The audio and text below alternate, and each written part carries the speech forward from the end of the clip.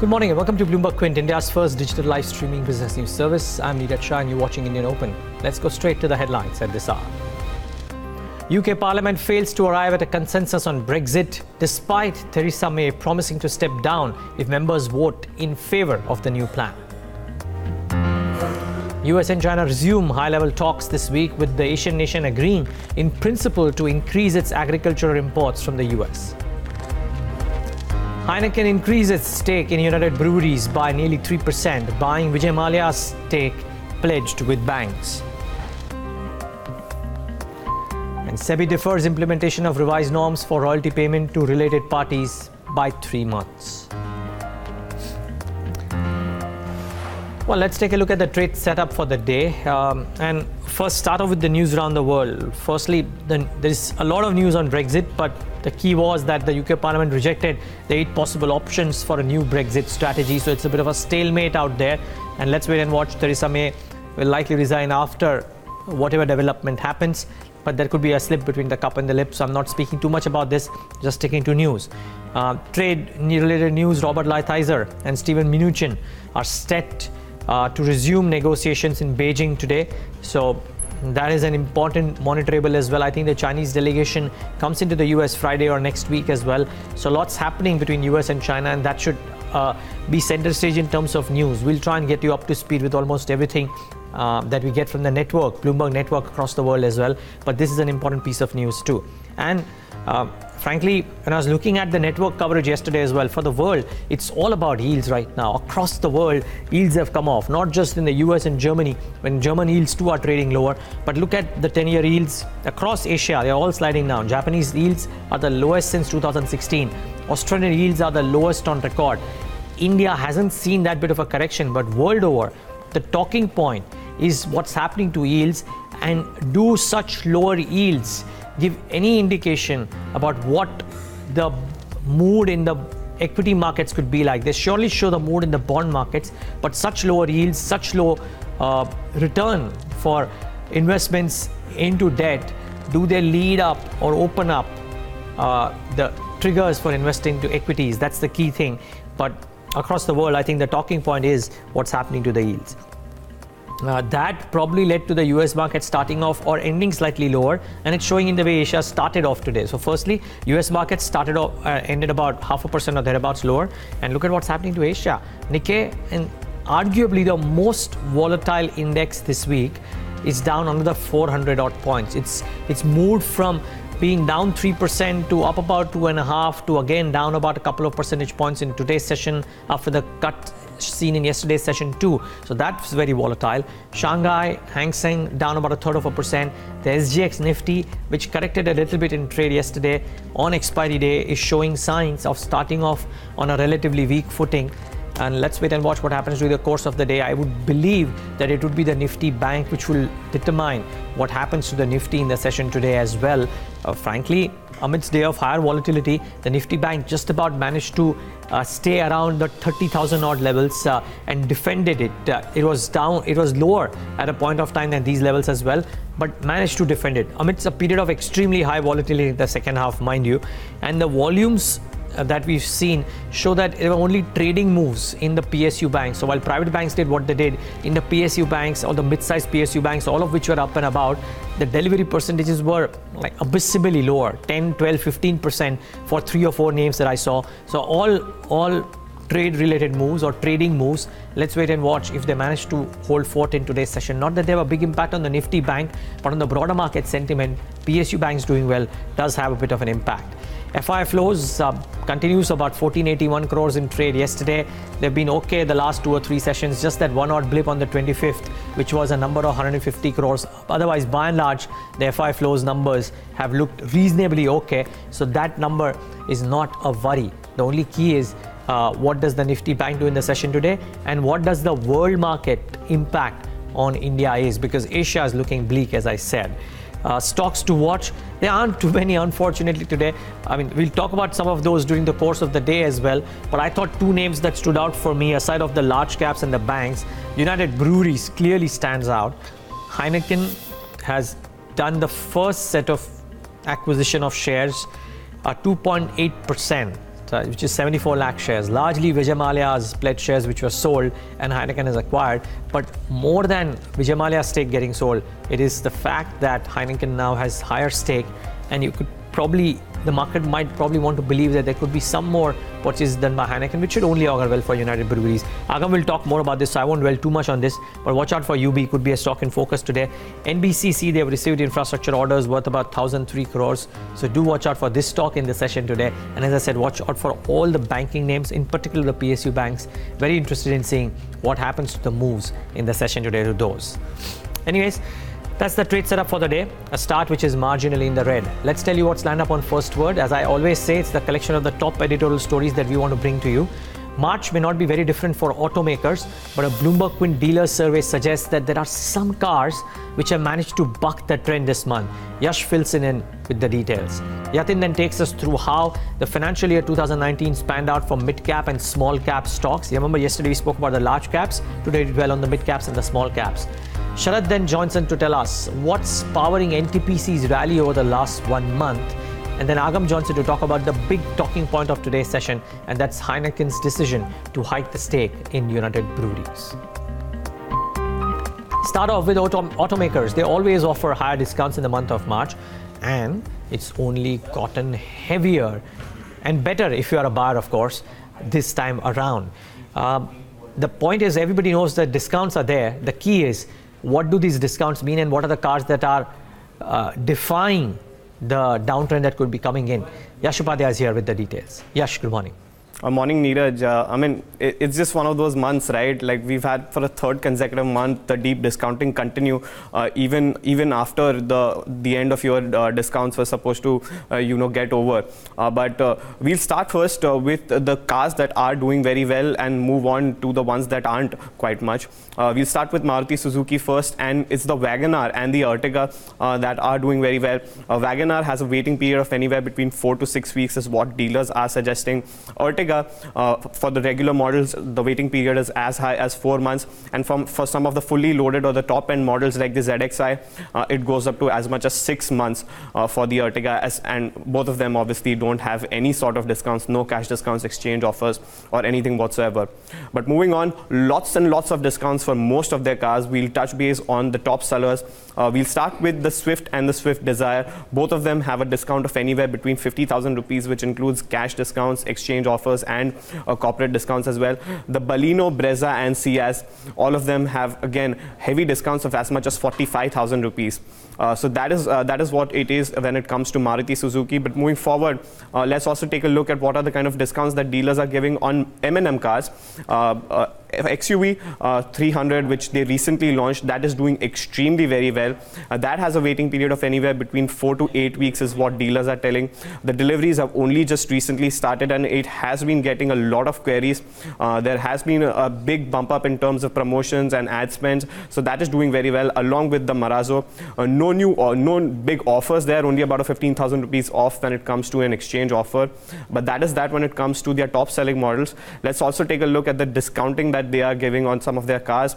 And Scorpio, which has been doing exceptionally well for the company, especially in the northern region, that has a discount of as much as 70,000 rupees. It was a special during the Holi, discounting season, but it has continued even till the end of the month. And the fact that TUV as well as the KUV 100, they're subcompact cars, they too have a high discount, about 55,000 rupees.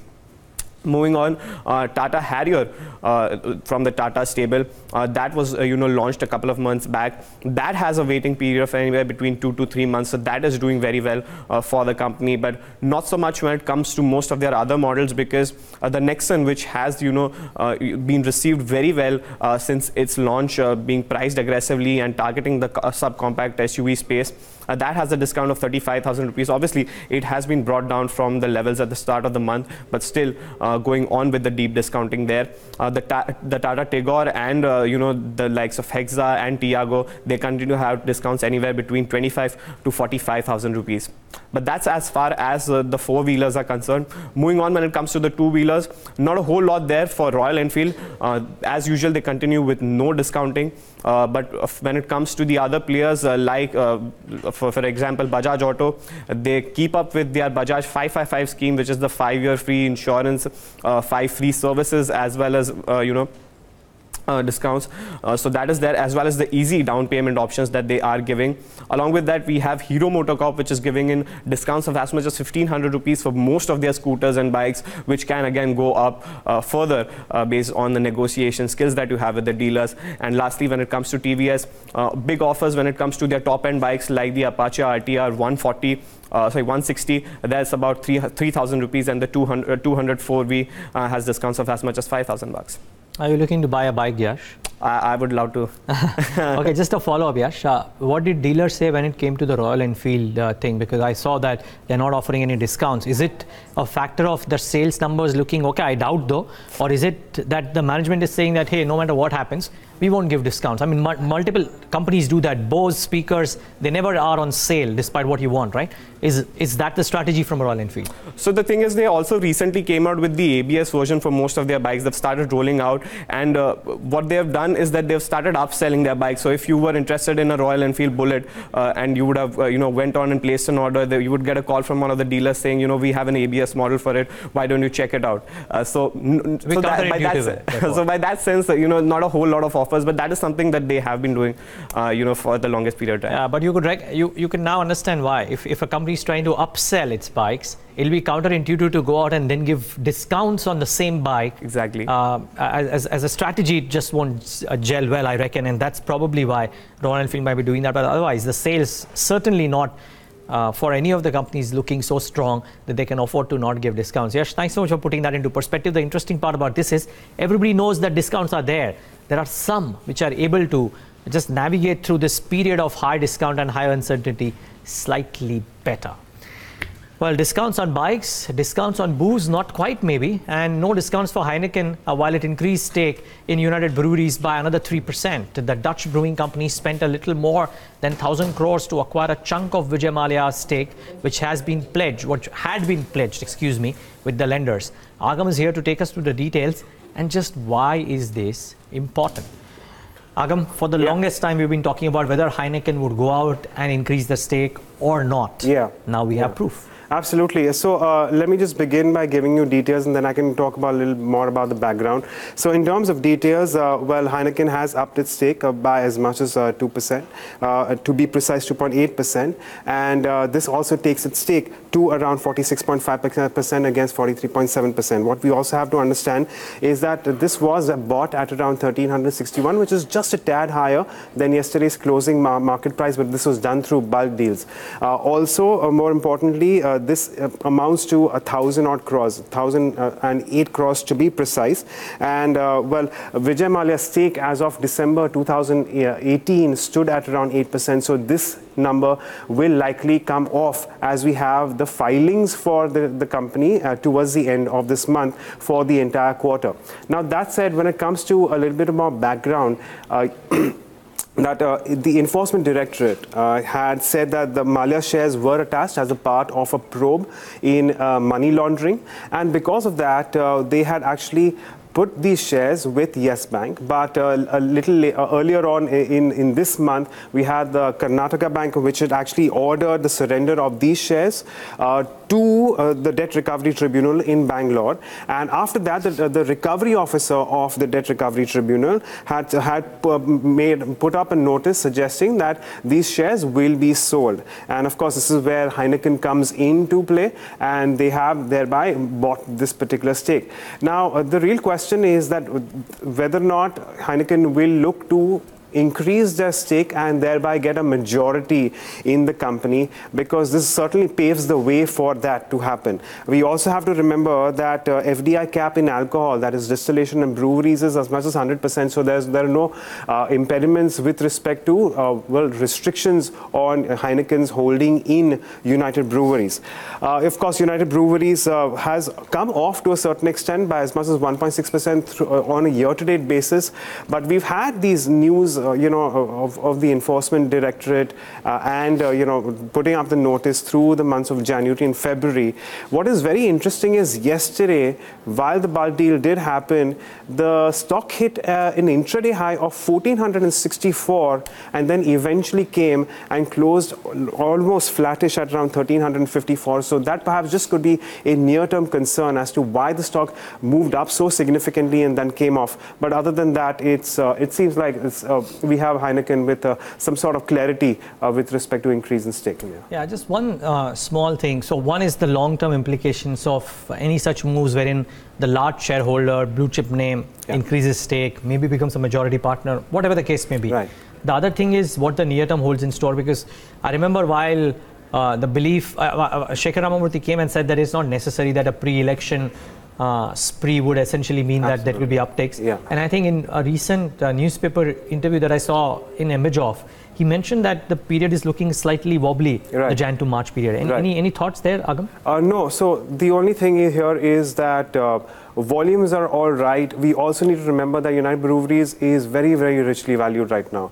And should we see some sort of, well, I would say decline in volumes or perhaps some concerns in volumes. Whatever. Well, you never know how the stock will react at this point. Yeah. Okay. So today's session is separate, but we'll watch out for what the earnings picture throws up. And what the outlook ahead for the next couple of quarters could be like as well, when indeed they come out with the numbers in less than a month from now. Agam, thanks so much for putting that into perspective. The first of Vijay Mallya shares, assets getting sold, Heineken buying that stake, nearly 3%, 2.8% to be precise. So pretty interesting.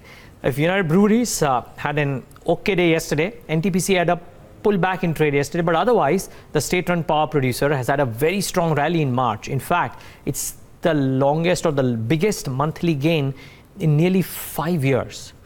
So what's happened? Why has the stock gained so much? And what did it do for the power index at large? Sharad Dubey is here to take us through the details. Sharad, why this optimism? So basically, Neeraj, first we need to see why this seasonal chart, we'll pull it out. So we see this increase has happened. It is the best monthly gain in 5 years. And this has just been before the 2014 elections. So it's like history repeating itself. And after this, the power index also has gone up almost 60% from its low seen in February, basically because of NTPC having a higher constituent in going into the power index. Apart from this, I think if we need to see the brokerages like Motilal Oswal and Axis Capital, they have stated that there will be a relief of around 1100 to 1200 odd crore rupees for allowance of around 85 kilocalories of gross calorific value of coal. So basically these are CRC norms. Now speaking of CRC norms, we get into 2 points which will be actually aiding the growth for the company. That is the ROE has been maintained at around 15.5%. The street had expected that the ROE will be lesser, but actually it has still been maintained in the 2019 to 2024 norms. Apart from this, the recovery of fixed charge will be done on an actual plant load factor basis and making it a very dynamic scale. And it will also account for any losses happening. Neeraj, coming back to the brokerages, they have also stated that the bulk of commercializations has happened in the last quarter of this financial year and not in the first 3 quarters. Apart from this, the street expects commissioning of around 4,500 to 5,000 million watts in the next 2 years. So basically, what's the news coming in going into this week, Neeraj? So basically, Neeraj, there are 4 NTPC projects which are going to come up, which are having a value of around $3.3 billion, and their total wattage is around 3.3 gigawatts. So if you see, there are 4 projects. Lara project, which is commissioned, but it needs to commercialize, with Sola project, which is also called as Bongaigon project, which is fully operational with unit 1 and 2. And also it has 3 projects and major 660 million watt unit projects which are operational. So finally, CLSA note also stated that this will actually help reduce the under recovery by around 30% with the regulated equity growth going into FY19 to FY20, and the ROE will expand by around 50 basis points, as it has a 7.8 gigawatt capacity for its thermal plants, generating an ROE for FY20 to 21. And finally, Neeraj, we come to the valuation math, which is very important. So we see that the FY20 P is around 2.4 times, and it's trading a bit cheaper than its 5-year average P ratio of 11.2. The Bloomberg consensus with a 12-month target is around 152 odd rupees with a return potential of around 11%, Neeraj. Thanks a lot for that, Sharad. So that's essentially what's driving the rally for NTPC and the multiple factors surrounding that. As we are at the end of the financial year, though, we at Bloomberg Quint are looking back at how Indian equities have fared. Remember, yesterday we spoke about what the large caps have done and how well some of them have done and the reasons thereof, and how not well some of them have done. Now we have a scorecard of the mid cap and the small cap stocks. Yatin Mota is here with that. Yatin, good morning. Good morning, Neeraj. And if you look at the broader markets, we discussed, last week that how really the mid caps and the small cap end of the market is really underperforming the Nifty 500. But we tried to analyze, certain stocks, and those are on your screens. The mid cap index has been doing really well for itself. But if you look at the March to March performance, basically we're talking about FY19 till yesterday closing prices. A lot of stocks have done phenomenally well.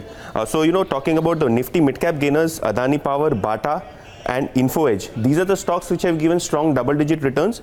In fact, if you look at Adani Power and Bata, they have almost doubled, to the level last year. There are a lot of factors here. If you look at Adani Power, it is expected that the Mundra power plant is likely to get the CRC relief soon for the Mundra power plant. As far as other projects are concerned, they have also gotten a government approval for a 14,000 crore SEZ in Jharkhand, and that will probably aid the overall profitability. Bata, and we also had spoken about this as to they have looked at moving into the premium segment. And because of that, we have seen the gross margin expand for a 7th quarter in a row. And probably that has also aided not only the valuation multiple, but also the returns for a company like Bata India. Info Edge, they are sitting on a cash of a whopping 1,800 crores. They have recently monetized stakes in Zomato as well as Policy Bazaar. And probably that is the key driver apart from their core website business, which is a cash cow. On the losing side, we have obvious stocks like Vakrangi, PC Jewellers, and Diwan Housing for obvious reasons. Vakrangi stated in a press statement that the slowdown could be there because of the fall in government projects share. PC Jewellers, they recently cancelled a buyback plan because of which the auditors also had raised certain red flags. Diwan Housing and what is happening to the NBFC space with respect to liquidity clearly also impacted a company like Diwan Housing, which is down 73% in FY19. Coming to the small cap end of the market, there also we have seen significant amount of returns coming in for the top 20-30 stocks. So we look at companies like NIT Tech, VIP, Lemon Tree. All of these stocks have given return anywhere between 40% to 55%. And if you look at NIT, of course, there have been reports the promoters are looking to exit the company, and that report clearly has a bearing on share prices, which are up 52% on a FY19 basis till date.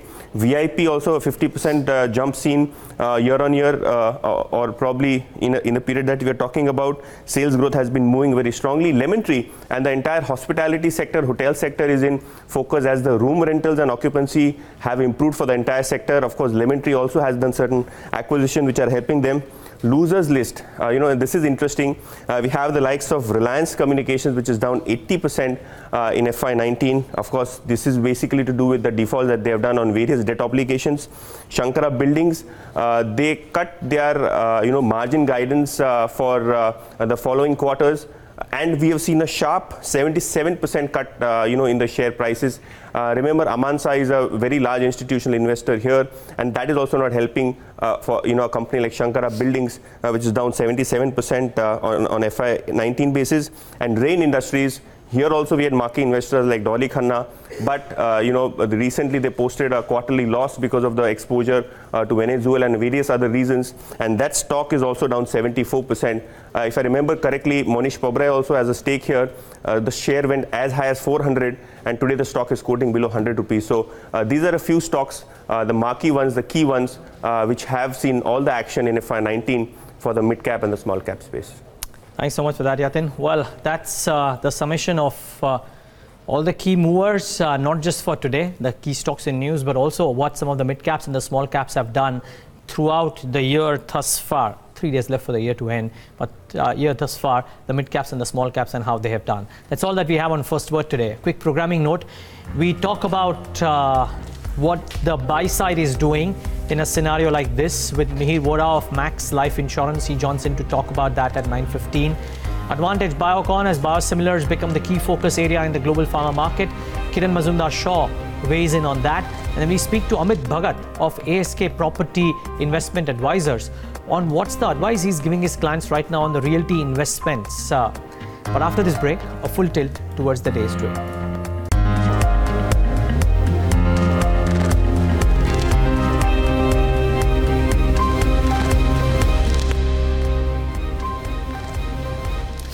Welcome back. You're watching IndianOpen right here on Bloomberg Quint Live. Good morning, Neeraj. Morning, Devina. Well, seems to be a start which will be flattish in trade, but this could be deceptive because the Asian screen is looking awash with the tick of red, and there is uncertainty in the world with the yields doing what they are doing.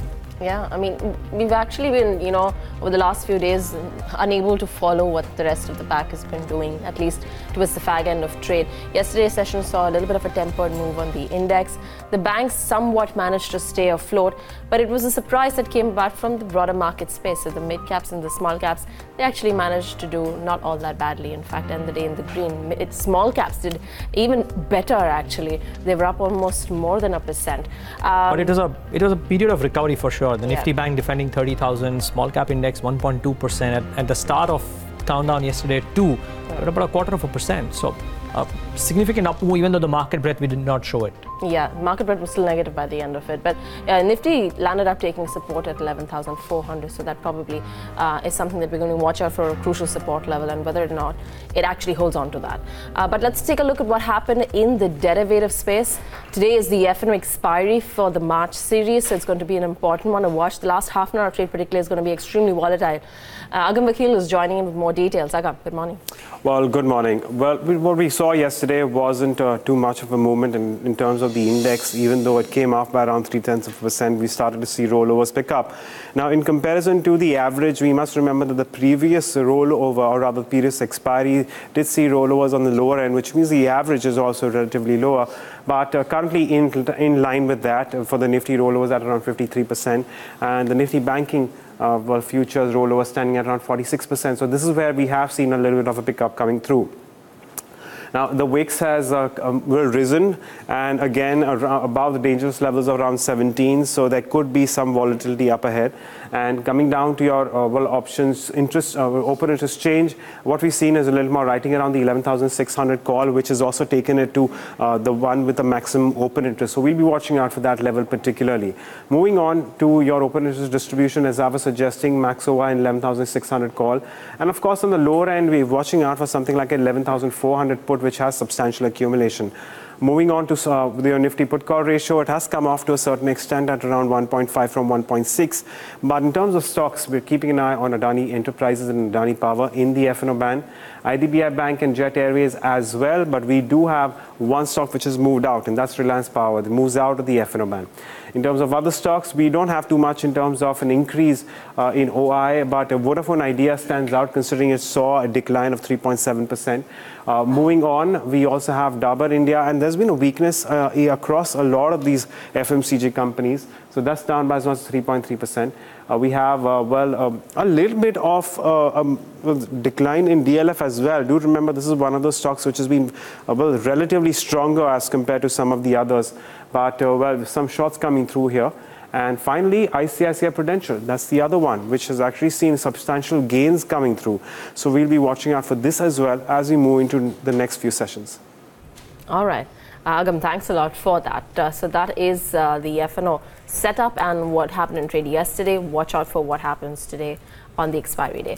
Parthiv Shah, Director at TRACOM Stockbrokers, is joining us on the show this morning. Parthiv, good morning to you. While the Nifty took a breather, the banks managed to hold up yet again. And, the big surprise move was Yes Bank in yesterday's session. The big 6% that came in, held on to the early morning gains and added on in the second half of trade. Good morning, Devina. So, Devina, I think the sense is that, especially we know for a fact that in a country like India, our stock exchanges have the banking indices having a lot of weightage. And historically, we have seen whenever the FIs are back, I think their first choice of stocks that they'll end up buying, especially at a point in time when the consumption stocks, the so-called FMCG stocks, are prohibitively expensive. We see that, they do have a fancy for a lot of the quality banking names. And, we're at a point in time where I think even names like State Bank of India like the tainted public sector bank, is talking about over next 2 years or by FY21 coming back to its lost ground, and also I think touching the ROAs to almost of 1%. And I think that's a key reason why we've seen the entire banking sector get re-rated. The more expensive ones, the likes of RBL Bank or the Kotak Bank or the HDFC Bank, they become more and more expensive, and they're still the same old quality franchisee. And we have seen some sort of re-rating of the sorts of the PSU banks from the bottom. Now, talking about Yes Bank, I think certainly the street is gaining a lot of confidence in the new management. I think that was a key overhang on the stock in terms of who would be the next CEO, and also any sort of commentary from RBI in terms of major divergence. I think both of these headwinds are out, and no doubt the challenges still remain. In order for them to grow as per the historical track record, they will have to raise capital. So probably the street is certainly pricing in the good news that with the new management, a lot of confidence will be reinstated, and the bank will again regain its ability to raise huge amount of capital like they've done in the past. I remember they raised around $1 billion through a QIP. Not sure which mode they will take, but if they are able to successfully raise capital, I think that will gain a lot of confidence further. And yet, I think on historical standards, Yes Bank is still quoting at below their historical valuation. So I think if they're able to successfully raise capital, I'm sure I think further re-rating is also possible in Yes Bank. So is it just the case with a stock like Yes Bank, which is trading at a reasonable valuation and has come off significantly from its highs, or is it a similar opinion for the banking names that are trading at 52-week highs as well?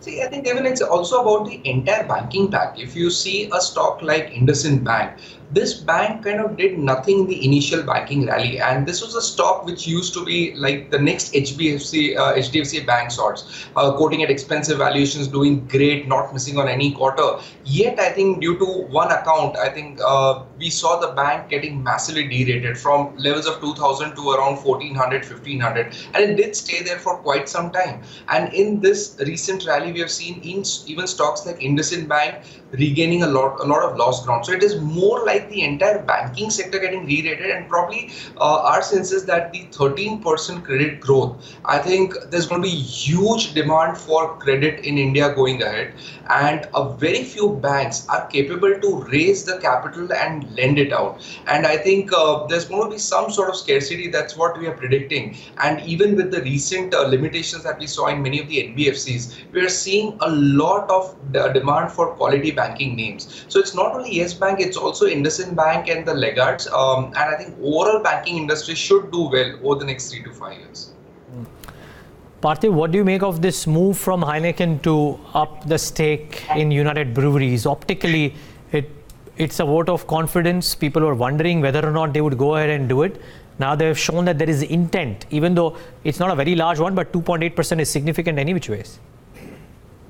Yes, absolutely, Neeraj. I think from somewhere around 43.76%, they are now at around 46.53%. And it does reinstate the confidence that even at these valuations, these levels, Heineken is very much upbeat in terms of the Indian growth market.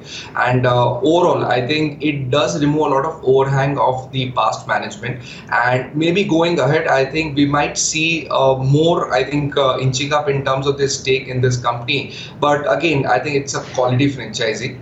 I think there are not many comparable peers to play this theme in our country, and Heineken being one of the best.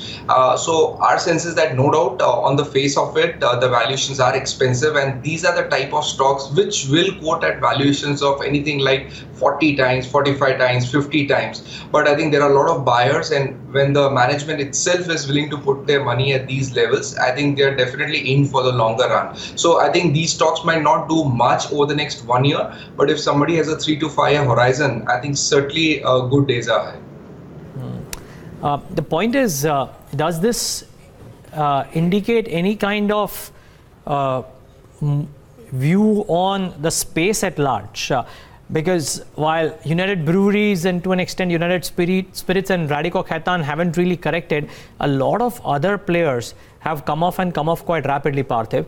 If you were to place bets within this space, be it spirits, be it beer, or whichever company you choose, would size matter? See, I think size brand and I think the market share would matter the most. And this is a particular segment where I think even historically, I think we've seen the players who have strong brand, who can charge higher for their brand, who have the pricing power irrespective of whatever taxes the government were to levy on them. I think we've seen players like United Spirits never complaining about a lack of pricing power. Rather, they're always in their commentary talking about new product innovations, new product launches. I think that is what really excites us to bet on a player like United Spirits. And even I think United Breweries, I think same is the case. They are innovators. And I think in this space, it's going to be all about how well they can innovate. We know in terms of branding, there are limitations in this particular industry. But nonetheless, I think it's better to have your product be in the 5 stars and 7 stars of the world rather than having at small shops. And I think in those categories, I think they certainly have a lot of pricing power, and I think they're continuously working on their cost metrics, improving their balance sheets. I recollect that United Spirits, from its historical high debt levels, they've almost halved it, and I think there's further improving the balance sheet quality and all the past legacy issues. So my sense is that, you know, it's better not to try and track these companies on a quarter-on-quarter basis, rather than have and stay invested in companies like United Spirits, United Breweries for a period of at least 3 to 5 years. A good amount of money will be made. There are companies having almost 40-45% market share in their respective categories. All right, lots more to talk about. Parthiv, just stay on with us. Going across to our research team now, as always, we're getting a lot of stocks to talk about. The list is pretty long in terms of what stocks you need to keep an eye out on as we start off with trade. Mishka and Nikki both are going to be taking us through some stocks and news. Mishka, let's start off with you first. Yeah. So the first stock we're looking at is Mahindra and Mahindra Financial Services. The company has increased its stake from 89% to 98% in Mahindra Rural Housing Finance for rupees 286.78 crores. Corporation Bank EGM will issue 340.6 crore preference shares at rupees 27 per share, aggregating to 9,086 crores to Government of India. Then we have an update on the Sheela Foam OFS. The promoters will exercise the oversubscription offer to sell 2% of the total equity capital, and in the first round itself, the OFS got subscribed 2.8 times the demand for the non-retail investors, with an indicative price of 1,184 rupees per share as per the NSE website. Nelco's board approved sale of company's entire stake of 12.3% in Nelito Systems to Japan's DTS Corporation for 6.77 crore rupees. All right, carrying forward that list, credit rating cut for Tata Motors, Nikki?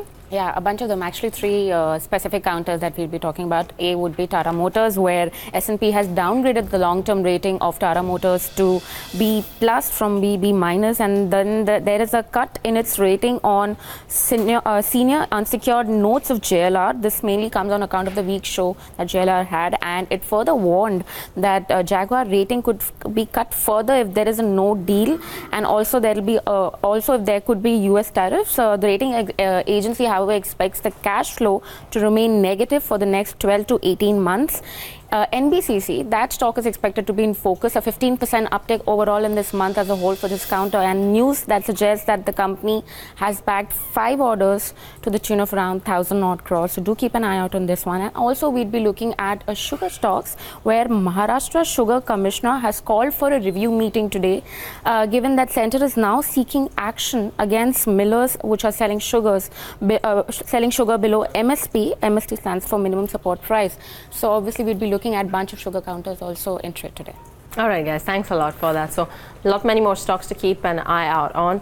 Parthiv, specific to Tata Motors now, I mean, there was a brief period where you did see a pickup for the counter from the lows, but looks like it's completely subsided now, the excitement that was around the counter at those levels. Even very frankly speaking, I think for a company like Tata Motors, irrespective of whatever happens in the domestic markets, I think that's not something which is going to get the stock massively re-rated. It's all about JLR and how JLR does in different geographies. No two ways about it. They have an exciting pipeline, especially in the electric vehicle space. But I think that really won't move the needle at least over the next 6 to 12 months. So to be very honest, I think no doubt, I think our call on this stock has been kind of wrong in the past, but I think I still feel it will take somewhere around 6 months to 12 months for, I think, the company and its operations to stabilize. We know the new CFO is talking a lot about cost rationalization. All of that takes time. It's a giant of a company, and I think they're trying to work a lot more in terms of their costs in the JLR space, and that will be a successful strategy going ahead. And it's not only about JLR. I think all the other luxury brands are kind of suffering because overall there's a sort of a global slowdown in the luxury car market, and it is a cyclical in nature. And I think I'm very confident that going ahead, that cycle will turn around, and with new launches, new innovative launches, I think JLR will be back. So I think for the next 1 year, I don't see the stock doing much, but I think over the next 3 to 5 year horizon, the current valuations and the current levels at which the stock is quoting at, we might not see it after 3 years, 5 years down the line. All right, that's on Tata Motors. The stock once again losing a little bit more and at 169 now. Let's bring in Aditya Agarwala, Technical Research Analyst at Yes Securities. He's joining us right now. Aditya, good morning to you. Let's start off first with the index call and how you would trade the Nifty. Today's expiry, so keeping that in mind. Good morning. So yes, yesterday we'd seen Nifty and trade on a slightly bearish note. It made wild swings in trade yesterday, especially Bank Nifty made 500-point wild swings in trade yesterday. Coming to Nifty, it made a bearish pattern in trade yesterday, made a dark cloud cover pattern, which tells me that the uptrend is losing a little bit of steam. On the downside, 11,410 happens to be an immediate support. On the upside, 11,500 is in resistance. My recommendation would be to go short on the Nifty below 11,410 for targets of 11,360, 11,310. We'll place a stop loss somewhere around 11,460. The moment the Nifty starts to trade up 11,500, that will give me a trigger to go long. Unless it crosses that, I'm not taking any fresh long positions in the market. And Bank Nifty? So Bank Nifty right now, it's more of sideways trade at the moment. But in trade yesterday did form a doji candle, which tells me that again the bulls are losing a little bit of a steam. On the downside, 29,900 to about 29,800 is the support zone for Bank Nifty. If it breaks the support levels of 29,800, it can slide all the way down to 29,400. On the upside, 30,250 happens to be a resistance. If that is taken out on the upside, we might see a short covering rally to levels of 30,400 on Bank Nifty. Okay. More stocks then to talk about as well. Aditya's got Vedanta on his buy list. Along with Vedanta, you're selling a DV's Lab. Right. So coming to Vedanta first, we've seen a sharp correction in Vedanta, and following that a spike up in the stock as well. If I take a look at the last few trading sessions, stock went into a consolidation, a falling channel, as we can say. In trade yesterday, it has broken out from that channel after taking support at the 20 DMA. So that tells me that there is some momentum buying which is getting into the stock back again. So at current levels of 175, I'll buy the stock for targets of 185. We'll place a stop at 169. DV's Lab, on the other hand, is showing signs of weakness. In trade day before yesterday, it formed a big doji candle, and followed by that was a bearish candle in trade yesterday. Stock was down about 2.5%. So there is weakness in the stock, clearly is visible on the charts. I'll go ahead and short the stock at current levels of 16,665 for a first target of 16,665. If it breaks that, I'm looking at a target of 1,600. Below 1,600, stock can slide all the way down to 1,550 as well. We'll place a stop somewhere around 1,700. Couple of stocks on which we should get both the technical and the fundamental perspective. Parthiv, to you first on the fundamental side, ICICI Prudential is that big mover of the last couple of days. Yesterday was that big candle, but day before yesterday too, marginally in the green. Selling absorbed very well, valuations in your favor. Is it worth buying this one, or would you still prefer an HDFC Life? See, Neeraj, if you allow me, I'll just comment on this entire industry. I think all the three private sector players, ICICI Prudential, HDFC Life and SBI, I think what we realized is that their solvency ratios, I think they are a lot higher than the permitted levels of 150%.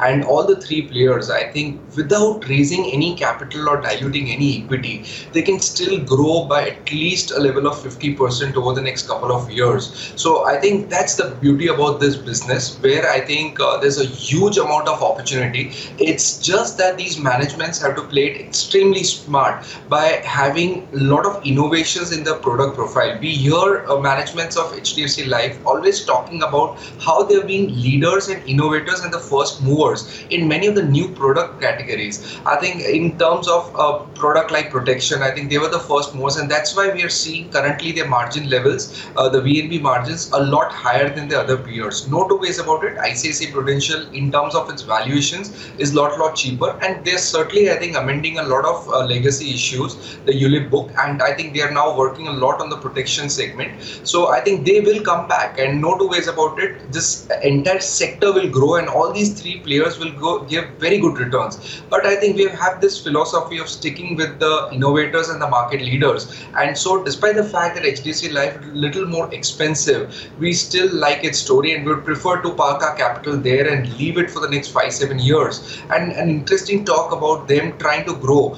the pension segment, by at least 1 lakh crore sort of a book over the next 5 years also excites us. So I think there are a plethora of products they can play with, and they are innovators and a very, very strong brand to reckon with. So I'll still put my neck out and suggest HDFC Life vis-a-vis the other two peers.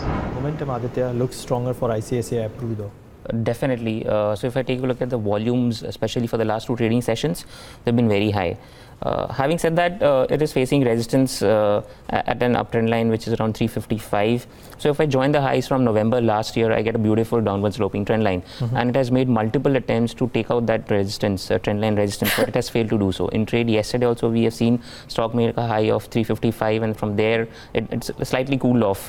So I would want a trade above 355 that will confirm the breakout from that resistance line. Once that is taken out, I'm looking at northward target of 370 to about 390 on the stock. That can come because the volume have been healthy in the last 2 trading sessions. We have seen good buying backed by volume. I would put my neck out and go for a buy trade in ICICI Pru. Will put a stop somewhere around 330 and preempt a breakout above 355 for targets of 370, 390. Interesting. Sameet Chavan is with us as well. Sameet, you want to weigh in on this one? The insurance names, and ICICI Pru looked strong, but would you believe that SBI Life or HDFC can also have a trading move? Well, yes. If you see in last 6 months, all those stocks have been underperforming. They went through some kind of consolidation phase, and now we might see some kind of decent rally in all those stocks. As far as ICICI Pru is concerned, this stock has been consolidating and now has shown some kind of strength. But from here on, we expect this consolidation to continue with positive bias. But as of now, we don't see any trade setup as such in all these insurance names. Okay. Let's get in your index strategy first off. Sameet? We have been buyers since last couple of weeks, and we maintain our positive stance. Yes, yesterday market has come off a bit. It is quite likely that we were approaching our recent swing highs of 10,572. So we saw some kind of profit booking 1 day ahead of derivative expiry. But still, we believe that 11,400, 11,350 is likely to act as a very strong support, and we maintain our buy and dip strategy. So in case of sluggish start, we would rather use it as a good buying opportunity, keeping stop loss around 11,384, and we expect Nifty to again give an attempt towards 11,550, 11,572. So one should trade with a positive bias, and within this, banking index, which has been a clear driver in this rally, it is likely to continue this upward march. Mid-cap index, which was clearly bucking the trend, yesterday, we expect outperformance to continue from mid-cap basket as well. Okay, and what about your stocks, Amit? See, as I said, mid-cap stocks are bucking the trend, so we would go with a couple of mid-cap names. L&T Finance Holdings certainly looks good. It has been consolidating, struggling around 200-day moving average since last couple of weeks.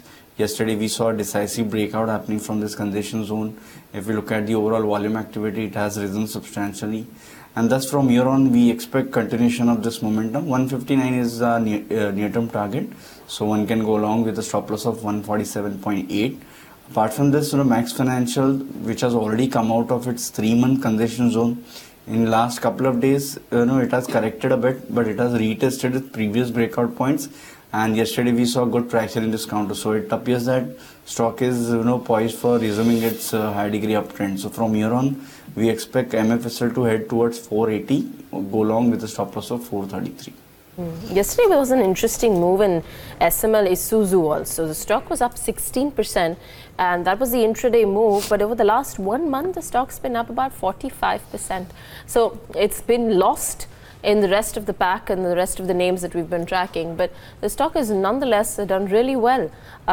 Aditya, do you track SML Isuzu? Oh, I don't, but I've just taken a look at the charts. It's outstanding to look at the way it's moved from 500. Stock has bounced back to levels of 840, and all the buying is backed by extremely healthy volumes. And from what I can look at the charts, it's looking healthy, no doubt about that. It's slightly sitting at overbought levels, but having said that, the momentum is with the stock right now. Clearly, because of the move that the stock has witnessed, I will place a deeper stop loss somewhere around 750 to about 740, and would look for an upside target of about 1000 in the stock. But this would be more of a positional trade rather than a day trade or a week trade. Yeah, big bouts of buying. One coming in at the start of the month of March, and the other that we saw in yesterday's session, which propped it up 15%. We already spoke about ICICI Pru.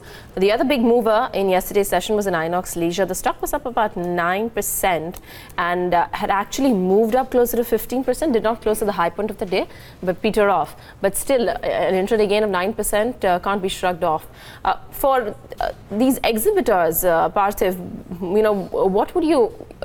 while PVR and Inox, obviously, there is that play there. But even for companies like Dish TV, Hathway Cable, the entire pocket as a whole within media. See, I think our sense is that, especially for these exhibitors, I think if anybody wants to play this theme, there is some sort of scarcity. I think there are only two major players. One is PVR and Inox Leisure. And I think we have seen that PVR, I think, how massively it has gotten re-rated. And Inox Leisure always, I think, quoted at a slight discount to PVR. No doubt, I think PVR return ratios were a lot better. But of late, I think even Inox Leisure is showing huge improvement in the very high margin food and beverage segment. I think an F&B is a segment which I think drives the valuations of these companies, and even Inox Leisure, I think, in a very efficient manner, they are talking about increasing the number of screens slightly organic and inorganic manner, and I think they are not talking about really having a lot of stretch in terms of inorganic acquisition. So I think that's a good strategy in my opinion, and I think we are seeing some sort of demand in this stock as well, because I think PVR at the current juncture is, I think, getting very, very expensive. So I think we're seeing like a catch-up taking place in Inox Leisure, but nonetheless I think it's a good segment to be into, and I think even Inox Leisure over the longer horizon should do extremely well. Interesting. Parthiv, what about the stock that you were talking before that? SML Isuzu, it's not really well traded stock, I reckon, but since the last quarter when the numbers came out and the numbers were good, the stock has been active. I think, Neeraj, this is a company which is having a niche segment in light and medium commercial vehicles. They are not like these market share leaders or company which I think always is in the news. And I still recollect, I think, when the likes of Tata Motors and Ashok Leyland were doing extremely good, this was kind of a laggard. And now I think what we are seeing in the monthly numbers, SML is certainly playing a catch-up. They are very smartly, I think, launching new innovative products. And I think our sense is that, with the tightness of the budgets, I think we might see more demand coming in for these small size and medium size commercial vehicles. That is where I think this company is quite nimble and niche, and I think they can really surprise the street to the upside. It's a very clean management, clean balance sheet company, and I think technologically they are extremely good. So I think from a very small base going ahead, probably they can surprise. So I think it's a slightly high risk, high return sort of a bet, but here I think if all the things work out as per the management's guidance, then I think this can really surprise to the upside. Parthiv, would you put any bit of risk capital into a stock like Delta Corp? The stock is active the last 2 or 3 sessions, but if you just look at a longer time frame, it hasn't really done too much, while the revenues and profitability is inched up a little bit. Concept stock, one of its kind in the listed space, or even otherwise I would reckon. Would you put some money out here? Neeraj, that is how Delta Corp has always behaved. I think I remember historically, I think it used to hover between levels of 70 and 110 for almost 3-4 years, and I think people had almost forgotten this stock, and after which I think we again saw some sort of re-rating this stock going ahead, and now we are seeing a range of somewhat like 230 levels to 300 levels, and I think it's stuck to this range since a very long time. And yes, I think some quarters were like pleasantly surprising in terms of the momentum, and it is a business which has its seasonality, but nonetheless I think it will require a lot of patient investing, and I don't believe that there will be a massive derating in this particular business model or any sort of near-term disruption. So I think it's still that concept stock, and where again there are no other comparable peers one can play on and talk about relative valuation comparison basis. But I think again it's a more like a high risk high return sort of a bet. But nonetheless, I think would not mind playing it in that 5% portfolio one would have for these concept stocks, wherein over the next 3 to 5 years, I think the levels that this company can go to could surprise the street. Sameet, trading bets here, Delta Corp, the last 2 or 3 sessions have been strong. See, overall, if you see, in last 6 to 7 months, we have seen underperformance from this counter. However, since last 2 weeks, we are seeing some early signs of revival, but still, I would wait for breakout to happen. This stock has been, struggling to surpass 260, 265 zone since last many months now. So I would rather wait for this, breakout to happen beyond 264 on a closing basis. So if that happens, then yes, this stock could come out of its recent concession zone and then can head toward 285, 288. Okay. That's on Delta Corp. 2 minutes left to go for market pre-open. I just want to talk about one more stock that was active yesterday, and that was Avanti Feeds. The stock in the last 1 month, I think, is up closer to 25%. Yesterday's session saw a bigger move of about 7.5%. Aditya, do you track Avanti Feeds? So it corrected significantly post most of the stocks came under the ASM list. This could be one of them. But after that, stock went into a good consolidation. 304 is a good strong support for the stock. From there, stock has bounced back. I would be looking at some correction to get into the stock. Probably 410 will be a good entry point for the stock.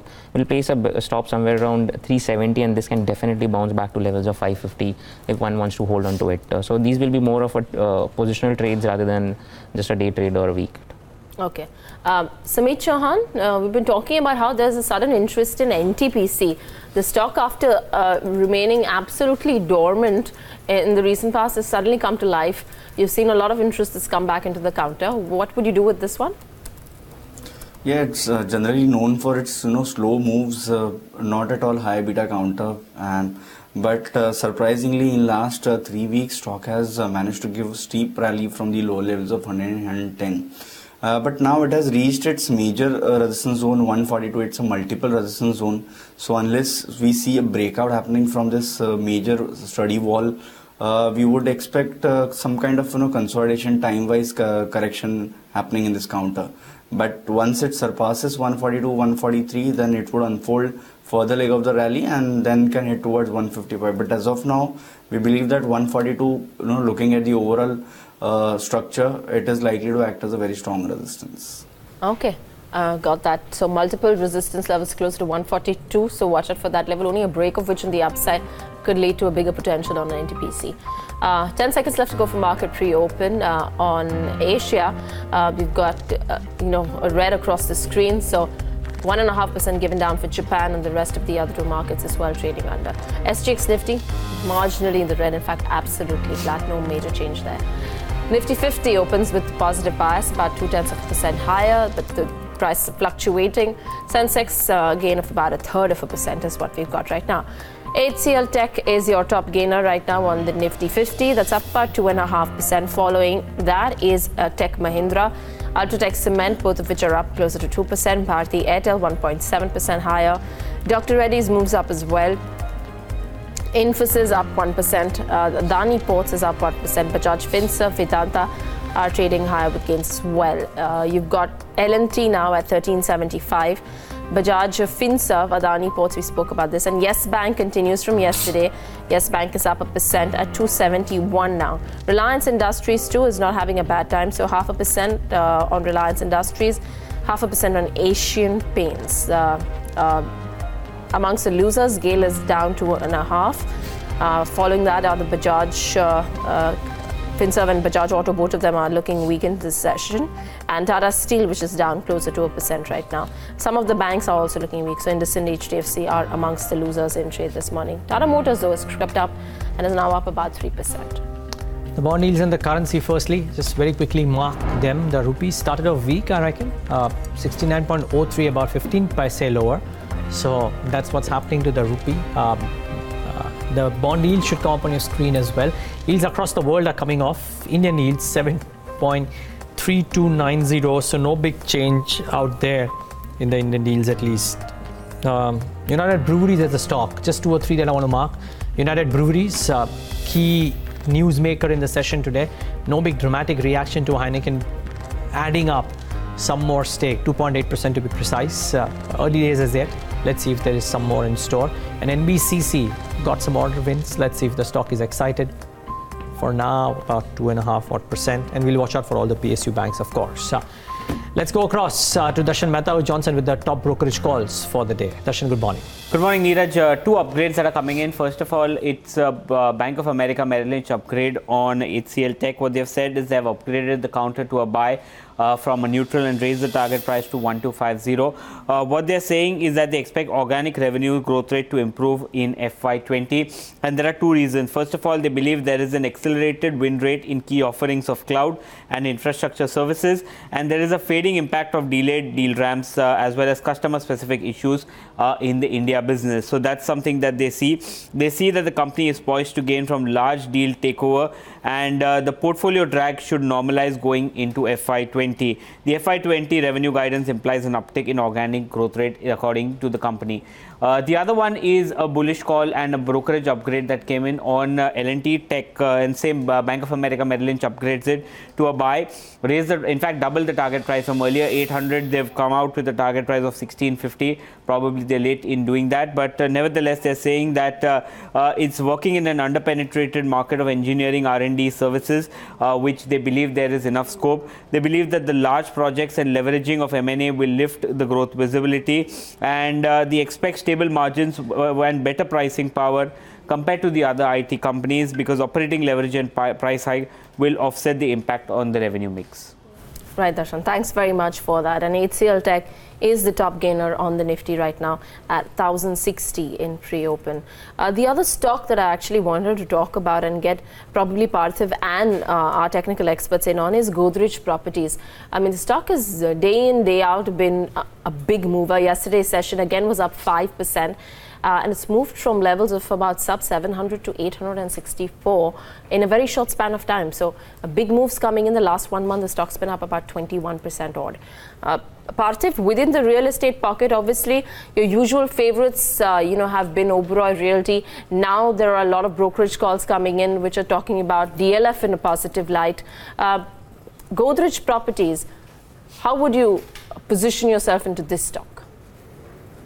Even I would rate Godrej Properties as the HDFC Bank of the real estate sector, and there's a reason I'm telling this. I think if you see the entire down cycle, and real estate sector has faced a down cycle of now more than 8 years, I think this company has not had a bad track record. As a matter of fact, I think they have very smartly kind of changed their business model, wherein I think even right now, if you see, they're trying to capitalize a lot on their brand. The recent project that they launched in Pune, which was of the relatively affordable housing, I think that has done phenomenally well, and that is what this company commands. I think rock solid balance sheet, geographically extremely well laid out, and I think we are not having any doubts in terms of Indian GDP when it touches like $5 trillion. The real estate market cap that we are having right now won't be at the same level.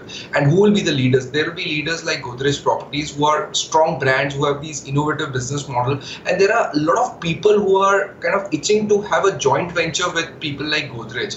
People having land bank, they would love to partner with people like Godrej, which helps their business model even further, being asset light. So I think Godrej Properties would be one of the most interesting bets in the real estate space. And another company which has not done much but can do extremely well with the same philosophy of having a strong brand would be Mahindra Lifespaces. They are also there in the affordable housing space, and which should do well, and they are also adopting an asset-light model, and again with a strong brand and strong management pedigree, these are the type of stocks in real estate which are doing.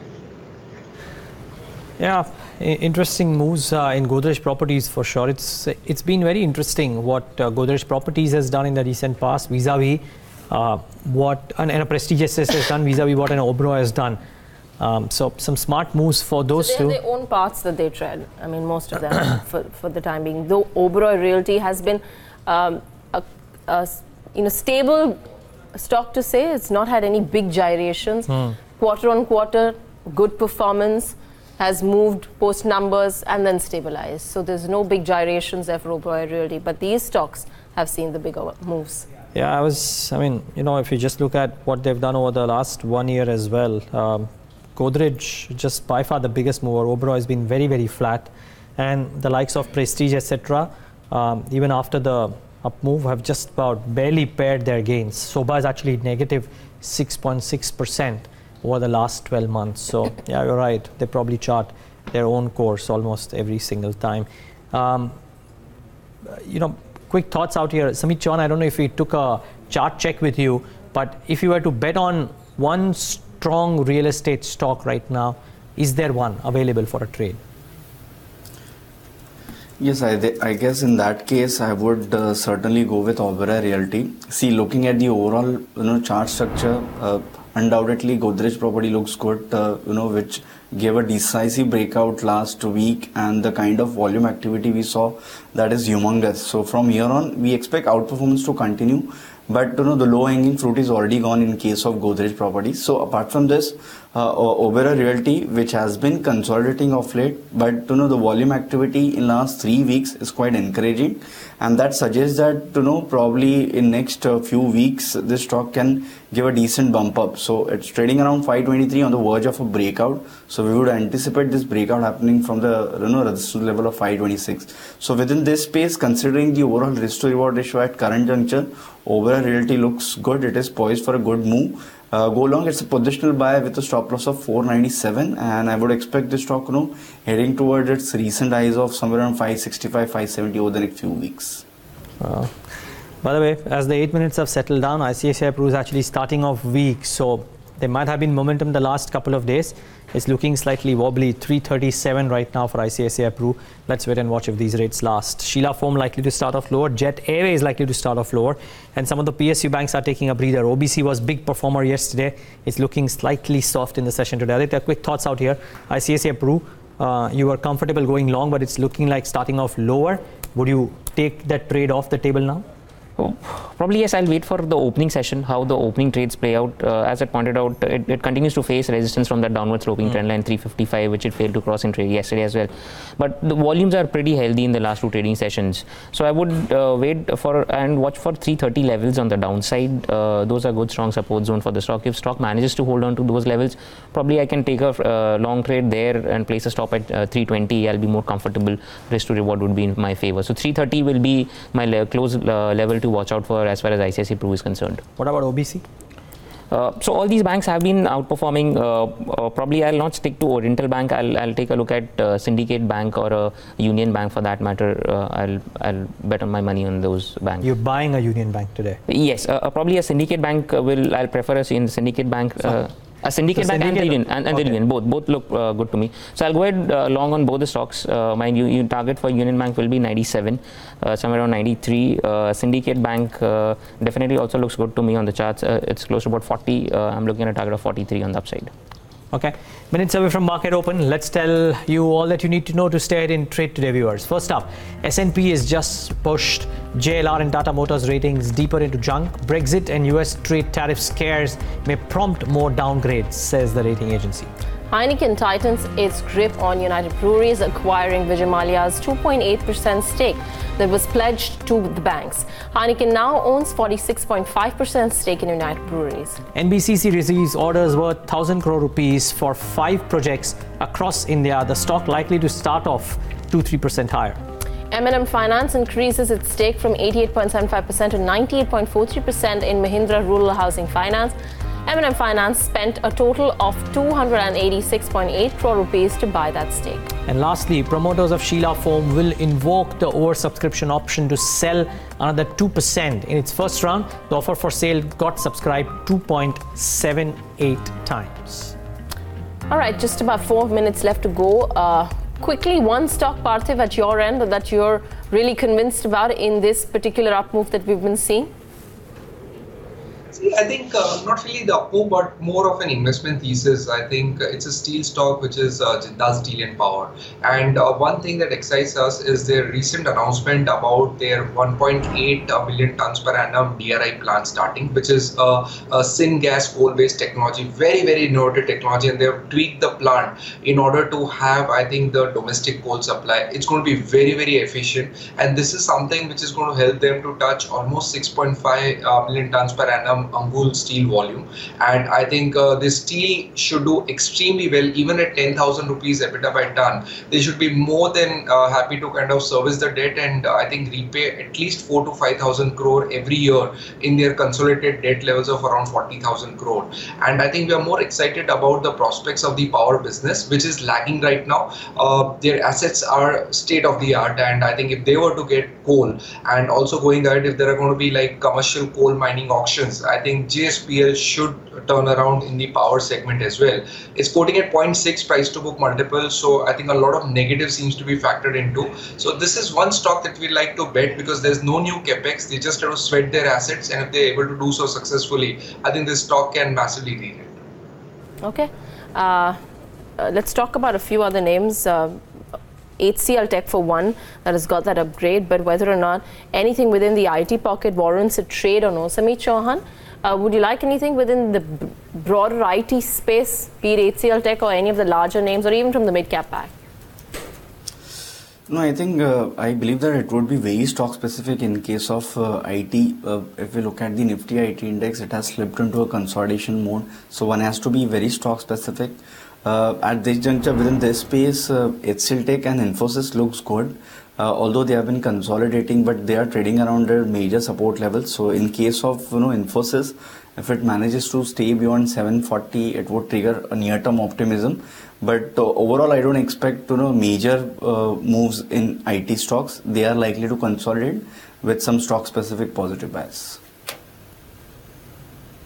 Okay, in the pre-open rates and just before market open, looks like we'll have a flattish start to the Nifty 50 components for sure.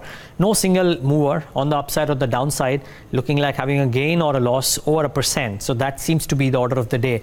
Let's nail it down to that one top idea from both our experts. Aditya, I'll come to you first. Your top trading call for the day. I'll stick to Vedanta at current levels of 175, target of 185, will place a stop somewhere on 170. All right, Sameet Chauhan, what about you? See, I wanted to go with L&D Finance, but looks like it is opening with a decent upside gap. So wait for a minor pullback towards 153. I don't want to chase this gap up opening. Go long around 153, but at this juncture, MFSL, which is likely to open flat, I would go with MFSL for a target of 480, stop loss 433. All right, just a quick word on Bajaj Finance before we hit open. Sameet? See, honestly speaking, we are quite upbeat on this stock, and yesterday the kind of move we saw in the first half, it was quite encouraging. Stock had given a decent breakout beyond its previous resistance of 2960. But the kind of sell-off we saw in the latter half, which eventually resulted into a gravestone doji pattern, which is not at all a bullish sign. So from here on, 2920, 2910 would be the level to watch out for. If this stock breaks, stays beyond that, then we could see some kind of profit booking happening. But overall structure still remains bullish. All right, the markets have started, Sameet, stay on. But Bajaj Finance, overall bullish. The markets starting off about 0.25% higher. Nifty Bank flattish in this session. So not quite a repeat of what happened yesterday. But for now, still defending 30,000. It managed to do that quite successfully yesterday. What the mid-caps and the small caps have done is interesting because yesterday the small cap index really did well. In today's session, just about 0.33% for both the mid-caps and the small caps. But it's not a bad start considering what the Nikkei was showing and what some of the other Asian peers were doing. We actually started off on a reasonable note on the breadth as well. Not bad really. The quantum of green on the screen is pretty heartening. HCL Tech, because of the brokerage note, does well. Z Entertainment bounces back. I guess if India Bulls is up, Yes Bank should be active too. Yes, about 1% higher in trade, and oil marketing companies have started off well. What's not done well? Tata Motors marginally, ONGC marginally, JSW Steel marginally, but no big losers, no big gainers as well, yes, but no big losers. That seems to be the order, and a flattish start with a couple of stocks doing well based on news. Commodities by and large seem to be having a reasonably good start. Reliance Industries in the green as well. A couple of trend makers that I want to highlight right now. Firstly, stocks that hit new highs in trade yesterday, and I'm guessing they have moved up even further. So Inox Leisure, JB Chemicals, Bata.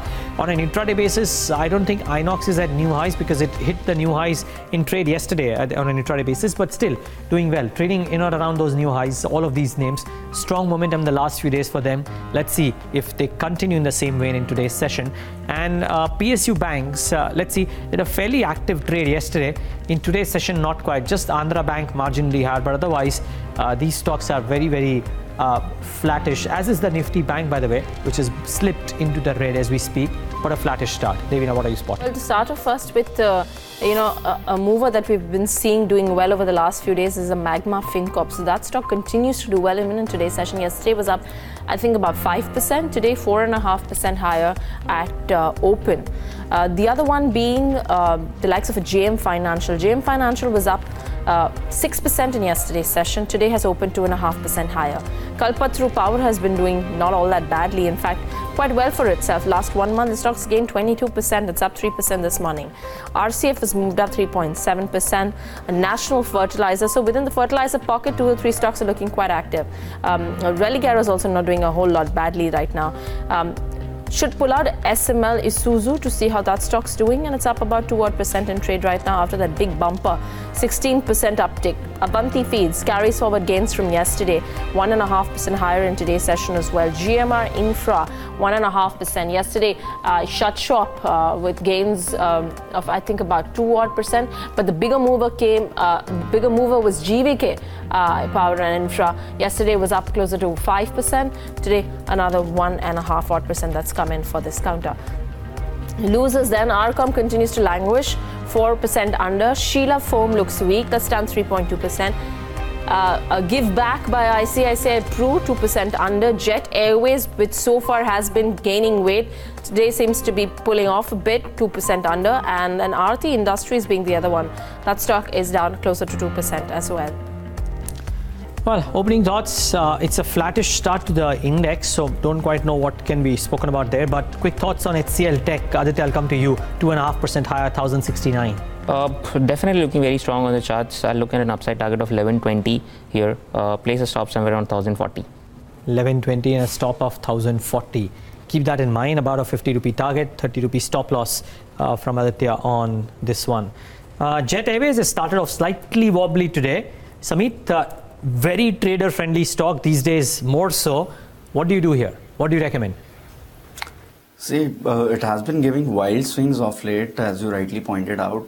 Yes, a couple of days back there was a breakout, but on the low side we expect 260, 250 to be retested, and it is quite possible the kind of volatility that we saw.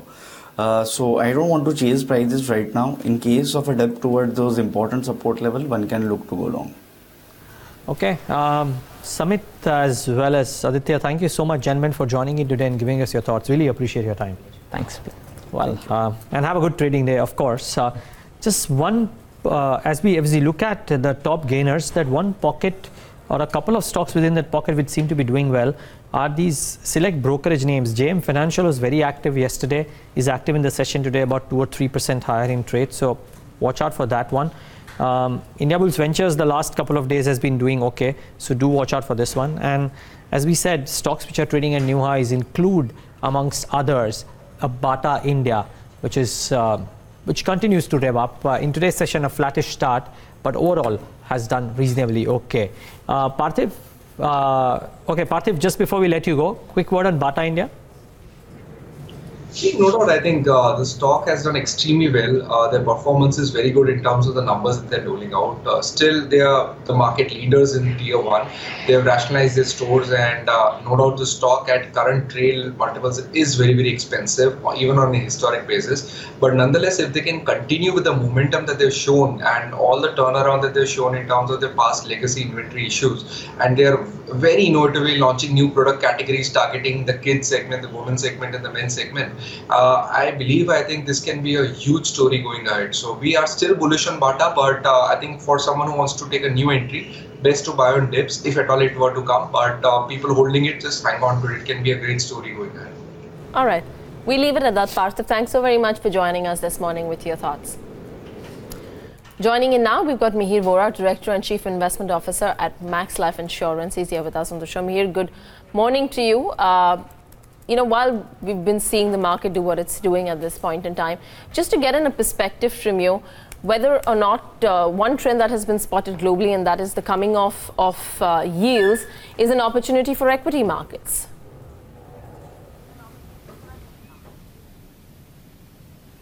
Yes, it is, especially in the global scheme of things. This lower interest rate regime has created a risk on trade for the last month and a half, and we have seen emerging markets receiving a lot of money from global fund flows, both in equities and fixed income. So to that extent, this trade is a good tactical trade, but the thing is probably it has run its course, because now in the last 3 or 4 days, we are seeing now concerns of a global slowdown.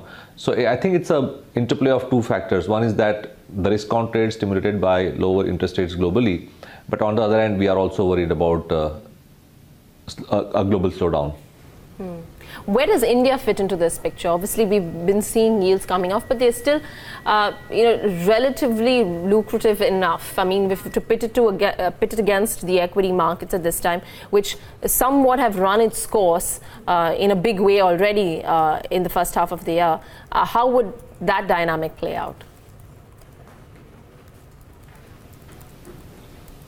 So, continuing on the theme of whether a global slowdown helps India or not, I think it's a balance of a few factors. One is that in case there's a global slowdown, oil prices will go down significantly. So to that extent, that's going to be a positive for India. But on the other hand, exports will take a beating. So that's a negative. On balance, if you look at the last 10-15 years of history, on balance, typically global growth has been positive for India. And a global slowdown is not positive in balance because while oil prices benefit us, on the other hand, flows slow down, and India, since it still runs a current account and trade deficit, we do require healthy equity and debt flows to continue, which slow down when there's an overall sluggish sentiment. So on balance, global growth is good for India.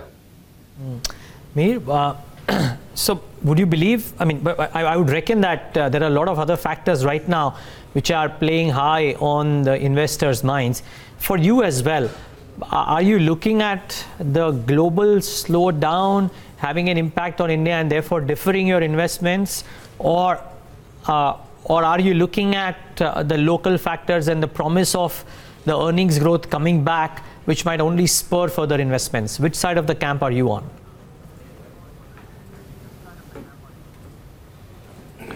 So I'm more worried about local growth, frankly. Global is just a backdrop at this point in time, because my default and our default assumption is that while the global GDP for 2019 may not grow as high as what we saw 3+% last year, it'll still be pretty close to 3%, which is a good base case to start with. So we are not factoring in any major global slowdown. Our default case is decent global growth to continue.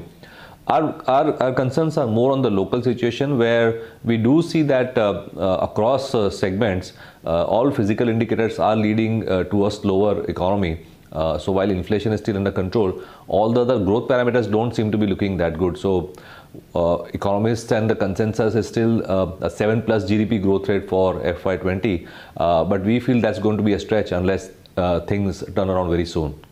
The earnings growth of the Nifty 50 be different from what the GDP growth numbers could look like? I mean, frankly, I don't think the representation on the Nifty for any of these companies which are cell phone sellers or otherwise is just not there. So could we have a scenario wherein the GDP growth doesn't look as strong, but the earnings growth for the index or the BSE 200 still looks reasonably okay? It could be, as you rightly said, because 40% of the index is financials, and most of the growth in financials is coming through retail and small ticket lending, not so much on the corporate side. So there could be a situation where private sector banks, private sector financials show good earnings and drive up the overall Nifty earnings growth, but GDP may not be as high as you said. So in that scenario, Mihir, what would the investor within you do? Would you look at or would you follow the trend of the earnings and therefore be bullish? Or would you believe that if there is a GDP slowdown, it will catch up sooner rather than later and one should be cautious? The only problem is, waiting for a pullback to come might be more painful than being in a pullback, as Peter Lynch said. That's right, and especially since we have a long only mandate, there is a limit to which we can hold cash. So the best approach is to look at it both at a top down as well as bottom up level and see which stocks and segments within the overall large themes are working well.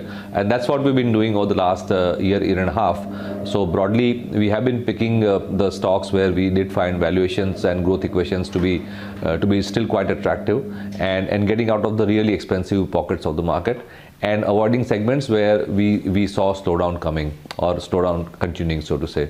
But the good thing is that India is such a diverse economy and our stock market is such a diverse stock market that there are always segments and particular stocks which do well irrespective of the business cycle, and that's what probably we should be focusing on. Right. So let me ask you, Mihir, what as per your estimates is going to be the earnings growth in FY20?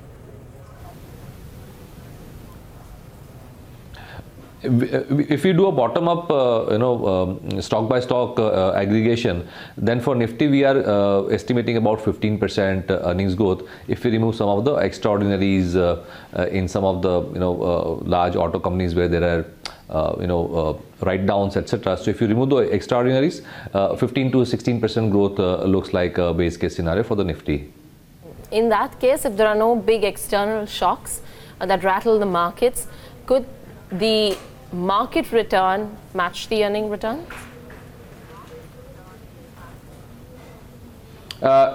Probably a little lesser. We are expecting low double-digit kind of earnings growth, maybe about low double-digit returns from the market. So maybe 9 to 12% returns from the market is something that we are expecting, because we're not expecting the PE to expand. We are already trading at about 18 plus times on a forward basis, so we are not factoring in any PE expansion. Probably a little bit of PE compression towards the normal, which is about 16, 17. So while earnings may grow at about 15, 16%, maybe the markets can give about 9 to 11% returns. Right. And which pockets are going to be the leaders in the run-up if you do happen to, if you have to map the leaders and the laggards? So clearly the private sector financials, especially the banks, to a lesser extent NBFCs, but banks on the private sector, both corporate as well as retail, will take away market share from the other segments, public sector and NBFCs. So I think that is one pocket which will drive earnings growth for the Nifty.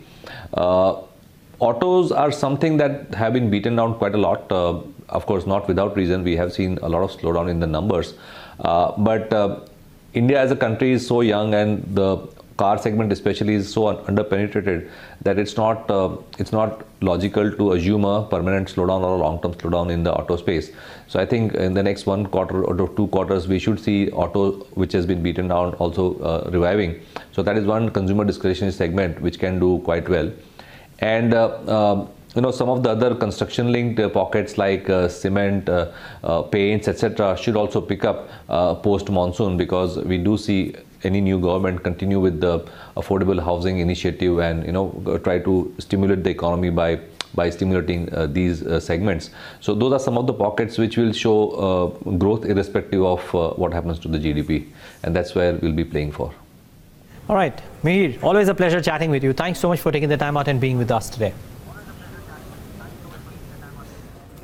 Thank you so much. That's Mihir Vora of Max Life. Let's take a break on the note that the markets are doing reasonably okay. 0.25% higher in trade. Banks, though, slightly quiet. Let's see if they pick up steam. On the other side of the break, it's advantage Biocon as biosimilars become the key focus area in global pharma market. We talk about that with Kiran Mazumdar-Shaw. And then we have a discussion with Amit Bhagat of ASK Property Investment Advisors on what advice he's giving his clients on realty investments.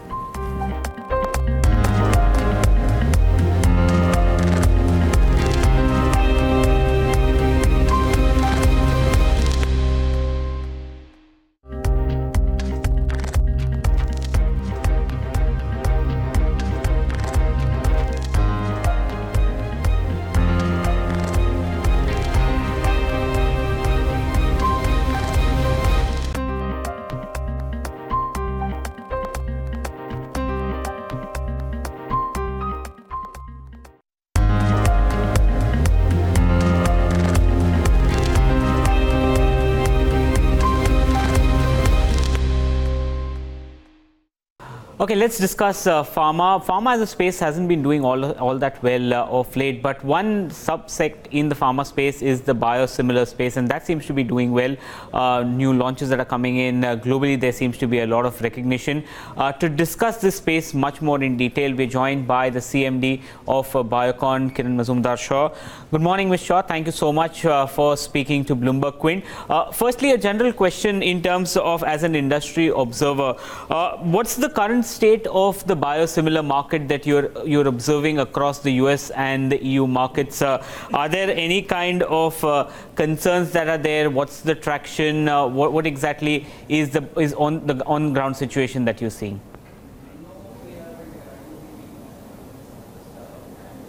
Well, as far as we are concerned, we are very encouraged by the kind of offtake we are seeing of biosimilars. We have basically entered the US market with the Fulphila, which is the biosimilar pegfilgrastim, and we have seen a very strong acceptance and offtake of this product, especially from various hospital formularies and HMOs, and I think this augurs very well for the subsequent biosimilars that we will be launching in the US market. As far as Europe is concerned, these are early days for us. We have just launched our biosimilar trastuzumab and biosimilar glargine, and we will soon launch our biosimilar pegfilgrastim. And as far as we are concerned, we believe that the global demand and the health economics in general do call for biosimilars. And I think the demand for biosimilars is going to only increase. And given the fact that biosimilars is not everybody's cup of tea because of the investment needs and the gestational timelines involved in biosimilars development, we believe that there will be a handful of players with not such an aggressive competitive environment, which I think gives us a very good opportunity to deliver strong and robust and sustainable growth. Okay, the recent trends, if you look at what's happening, is that the innovators are now being very, very aggressive as far as protect their shares from, the biosimilars that is there. You've seen Eli Lilly do it, you've seen Roche do it. Will that put in more pricing pressure on this space going ahead? And is that a concern that you're seeing at this point of time?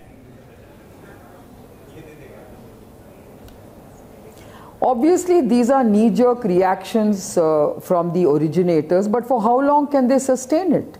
I don't think they can sustain it for too long because, I think biosimilars companies have a certain approach to the marketplace, and their marketing strategies will certainly be able to counter these kind of headwinds. And as far as originator companies are concerned, they are cross-subsidizing from protected markets. But once they lose protection across the globe, how long can they sustain this price dumping approach that they're trying? I don't think they can. So I think it's a matter of time before biosimilars will garner good market share. And like many analysts are predicting and projecting, I think in the next few years you will see a strong uptake of biosimilars. Some have predicted a market share of upwards of 70% in the next 3 years. And the kind of discounting that they're talking about is maybe 30 to 40%. And for companies like Biocon and Mylan and its other partner Sandoz, I think the fact that Biocon is a vertically integrated company in terms of R&D and manufacturing augurs very well for us, because I think we have a very strong competitive advantage because of this. You, as a first player, at least in India, in the biosimilar space, you've put in sizable investments in capacity in terms of R&D. When do you see, the actual returns coming in? Which are the key drugs that you are betting on that probably over the next 3 or 4 years will give that returns to you? You've already seen our earnings improve over the last several quarters, and we believe that the runway ahead is also going to be very strong in terms of growth. Biosimilars have started monetizing for us, and we believe that the next few years are going to really deliver strong growth for Biocon. So I think we have started monetizing on these investments, and we will continue to monetize big time on our future investments in biosimilars as well. Initially, there were talks in terms of, let's talk about your biologics business. Initially, there were talks of, fundraising that will happen here. There were talks that we heard that probably this will be spun off into a separate unit. There are key managerial changes also that have happened of late in Biocon. On the biologics business, what's the outlook? What's going to happen over the next few quarters? Well, I think you've seen that to support the biosimilars business, we have offloaded some of our stock in Syngene to raise capital to address some of our capacity expansion needs. We continue to invest very heavily into developing our pipeline of biosimilars. We have clearly indicated that the biologics business will be a spun-off business in terms of first being a full-fledged subsidiary, and then we will look at taking it to the market to raise further capital. Right now we have adequate capital to back our immediate needs, but I think in the near future we will go to the capital markets and we will look at other avenues of raising capital as well, because as a company Biocon is very conservative in its debt equity ratio. So I think we are not going to be highly leveraged as a company, and we prefer to raise capital in other ways to back our business needs. While your overseas business and your catering to the international market seems to be doing well, the India business somehow has not shaped up as as what the market probably would have wanted it to be. What's the sense? Why is this happening? What's the way ahead in the India business? As a company, we have to look at, global market opportunities. And when we see the global market opportunities are more attractive for us, and if the Indian market looks like a commoditizing market with very stiff, competitive headwinds, where companies are doing price dumping, I think then it doesn't augur well for a company to focus on India in that way. So we basically then make sure that we look at other markets to garner growth and profitability. India, I think, can be a big market for us. I think the dynamics in India have to basically stabilize, and that's when we will start looking at an India strategy, because we are committed to providing affordable access to our biologics. And as you know, we are the only company with world-class quality because of the kind of regulatory approvals we've received from US and Europe. And the cost of developing such biosimilars is not cheap. And I think we are competing with companies who are not making those investments. So I think it is not a level playing field for us, and we don't want to compete in a marketplace which is not fair. So I just think that we will leave it to the people to, for the other players to look at the Indian market in the way they are. But as a company, Biocon wants to make sure that its value proposition looks at high quality, affordable access to these kind of biologics. We are very proud of the fact that we have played a very key role in sharply bringing down prices of these drugs. For instance, we were the first biosimilar trastuzumab to be approved anywhere in the world, and that was in India. And we did force down the prices to a quarter of what it was. And of course, other companies have then piggybacked on our approvals, and they have gone even below that. As far as our insulin and glargine business in India is concerned, again, we've done the same. But there is a lot of capital dumping, price erosion, price commoditization, and we will watch and wait, because we are not in a hurry to do the wrong things in our own marketplace. Okay, you spoke about glargine. Is insulin glargine on track for the US filing? Absolutely, I think we are on track. As you know, we've already launched glargine in the European market. We are in the process of launching glargine in other, regulated markets. We are already in the Japanese market. So I think the US is the big market that we hope will open up to us, over the next 12 months. I know you already spoke about pegfilgrastim and trastuzumab. Any more light you can share as to the trajectory that you see across various geographies for these two products? Well, these are very, very big opportunities for Biocon and Mylan, because both trastuzumab and pegfilgrastim are really large, market opportunities, both in the US and Europe, and as well as other parts of the globe.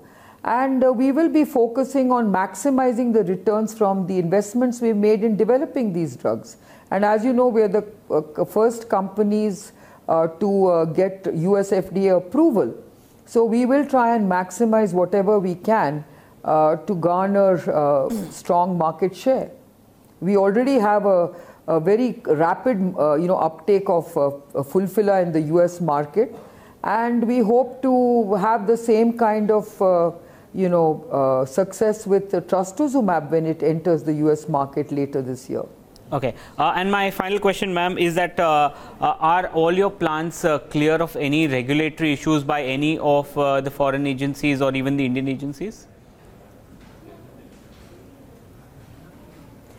Well, we continue to have a number of regulatory inspections from all the regulators, and as every one of these inspections has certainly been addressed in a very satisfactory way. I don't have any concerns. I think we are very much on top of everything that regulators have pointed out to us, and we are very confident that we will address and be regulatory compliant.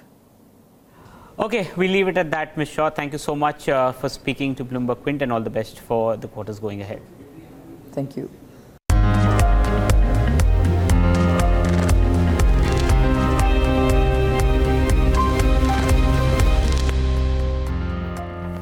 Back with Indian Open right here on Bloomberg Quint. It's been a tough few years for real estate following back-to-back speed bumps. Demonetization, new realty law and GST. Some signs of turnaround emerging though, at least in the commercial space, some signs of recovery, and private equity investors pumping money into the space as well. So what is it that companies or lenders to these real estate companies look forward to right now? How is the confidence there? Let's get in Amit Bhagat. He's CEO and MD of ASK Property Investment Advisors, joins us right now on the show. Amit, good having you. Thanks much for joining in. The idea of this conversation stemmed about after this news piece about ASK lending some money to Tridhatu developers came out. And we thought, why not talk about what is the confidence within the lending system when they go out and allocate capital to real estate developers. How is the scenario looking? Is it very, very selective right now? Is it geography specific? Is it project specific? How is it looking right now? And is it any different from what it has always been? So let me clarify. We are a private equity investor and not a lender. Sure. Okay. And from an investor's perspective, let's put it that way. Yeah. So from an investor perspective, let me divide into lenders and private equity, because private equity players will always be opportunistic. They will look at project specific, very selective investments where they can make money. Because there is no certainty of making money.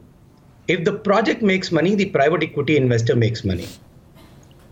Whereas lenders want guaranteed returns.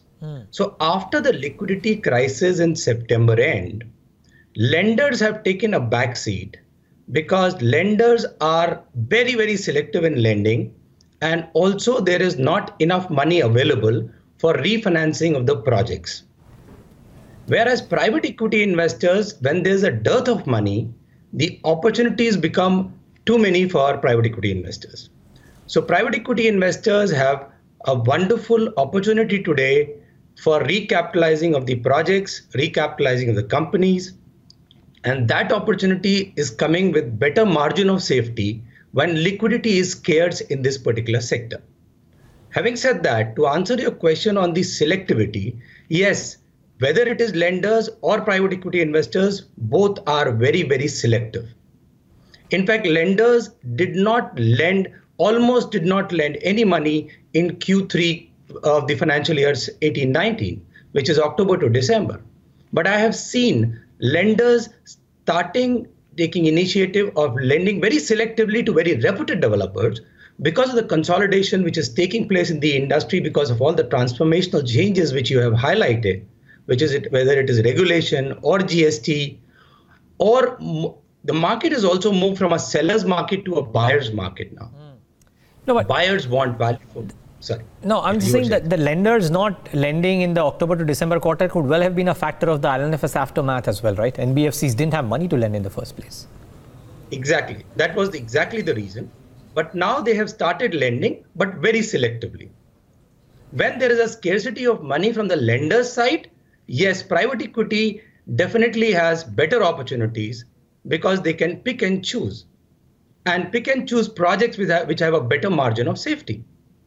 Okay. We were having a conversation with Analyst the other day, and they were of the opinion that the large PE deals that are happening or have happened over the last few quarters as well have happened more in the commercial space.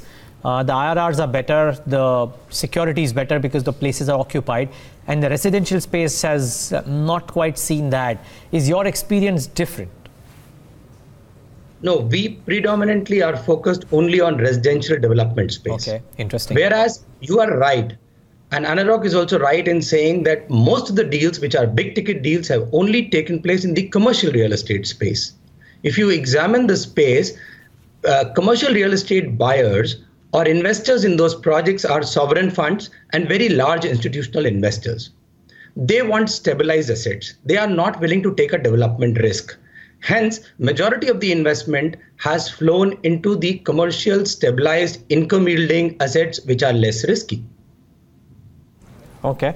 So tell us how is the residential space looking like? The reason I ask this to you, because when you speak to the listed space, they are all largely the larger, well-capitalized developers whose projects are running smooth, sales are largely okay, and therefore the picture doesn't appear to be as bad.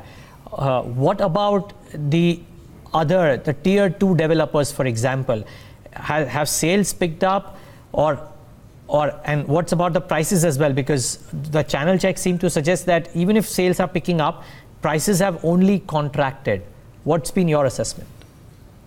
I think you have pointed the right challenge which the industry is facing currently. During this period of consolidation, when all these changes of regulation, GST, everything has taken place, then there was a uncertainty regarding the GST rates, which has now been crystallized. We have seen that the stronger players are becoming stronger and weaker players have a problem, because most of the players in the mid tier 2 and tier 3 category are over leveraged. they have not focused rightly, most of them have not rightly focused on product and customer. When the market has turned from a seller's market to the buyer's market in the last 5 to 7 years, the customer wants value for money. There is no urgency to buy. There is no fear of losing out. They want affordability. They want quality. They want certainty. And hence they are willing to go to the reputed developers. And hence, if you look at and examine the published audited results of the reputed developers who are listed, you will see that they have shown increase in the sales volume and value both. Whereas weaker players are not able to manage the expectation of the customer, and hence they are being forced by some of the lenders to go and surrender and give it their projects to the stronger players or do a tie-up with them. And hence the problem lies with the tier 2 and tier 3 category of developers who are not well capitalized or who have over leveraged or over committed themselves without focusing on product and customer. So Amit, what do you think is the way ahead now? I mean, for somebody who's looking at real estate as a space, do you reckon that the large, well-capitalized developers would only consolidate and strengthen their market, not market share really, but their revenues, stroke sales, and quite considerably over the next few years? Is that a sense, is that something that could possibly happen? During consolidation, when the industry matures, this is bound to happen. You look at any industry. Initially, there will be a very large number of players, and then the number of players reduce. Having said that, let us also see that this is a very local subject also. Hence, the consolidation cannot be like telecom, where 3 players will be left, but every city needs 10 to 20 good players. And when I'm referring to cities, I'm talking about top 6 cities of the country.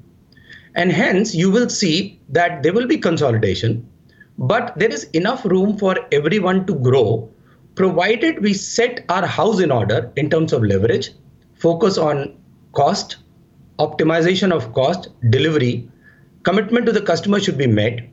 And hence, when the customer has the confidence that there is no uncertainty in completion, he will start buying.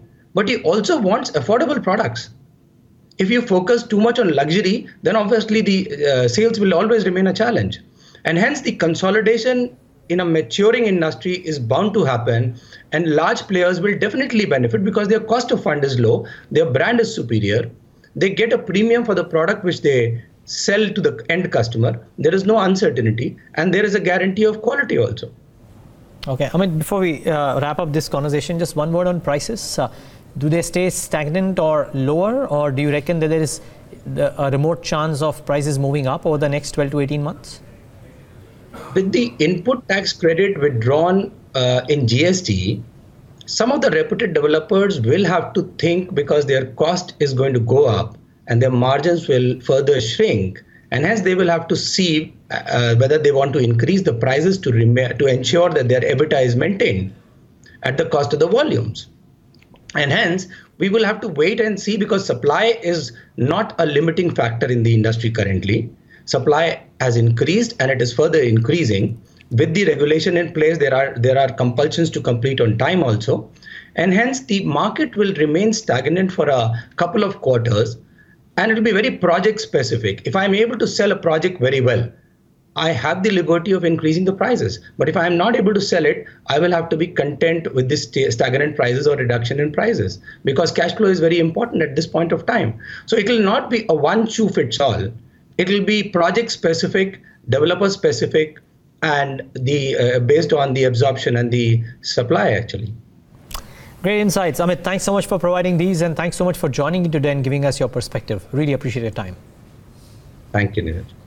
Well, that's the view from ASK, essentially residential. So this week, we've spoken about the commercial real estate property with Anuj Puri and Amit Bhagat of ASK talking about what's happening within the residential market. What's happening to the markets at large, 0.5% higher. It's actually a very strong start compared to what the rest of the world is doing. So not bad.